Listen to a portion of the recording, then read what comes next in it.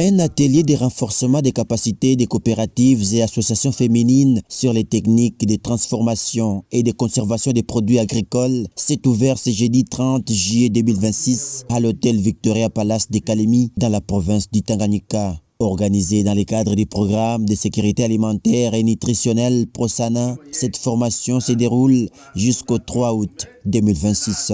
Animé par des experts du PROSANA, du PRONANIT et un entrepreneur spécialisé, la session porte sur l'agriculture sensible à la nutrition, l'hygiène alimentaire, les techniques de transformation, de conservation, de stockage, ainsi que la commercialisation des produits agricoles. La cérémonie d'ouverture s'est tenue en présence du directeur de cabinet du ministre provincial de l'Agriculture, Pêche et Élevage, Charles-Philippe Mwando Kakimba, représentant les ministres empêchés. Après la présentation des objectifs de la formation, le coordonnateur national du PROSANA, Alain Boyoa, a lancé les premiers modules destinés à renforcer les capacités des participants et participantes afin de réduire les pertes post-récolte et de promouvoir la valorisation des produits locaux. À cette occasion, Charles-Philippe Mwando Kakimba a salué cette initiative, soulignant son importance pour l'autonomisation économique des femmes et le développement de l'agriculture locale.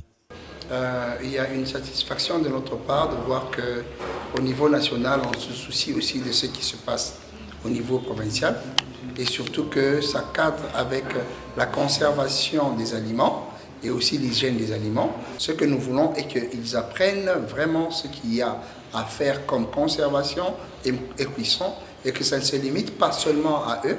Nous allons aussi profiter de leur formation pour étendre et aider certaines autres personnes qui n'ont pas cette connaissance afin qu'ils puissent aussi apprendre et pratiquer la bonne hygiène de l'alimentation et la bonne conservation de l'alimentation. Le coordonnateur national du PROSANA, Alain Boyoa, est également revenu sur les objectifs de cette formation et les résultats attendus pour les coopératives bénéficiaires. L'objectif est de renforcer leurs capacités dans la transformation des produits agricoles avec pour objectif final de les amener à être des acteurs, vecteurs de changement et de transformation dans la société, surtout dans cette perspective de lutte contre la malnutrition.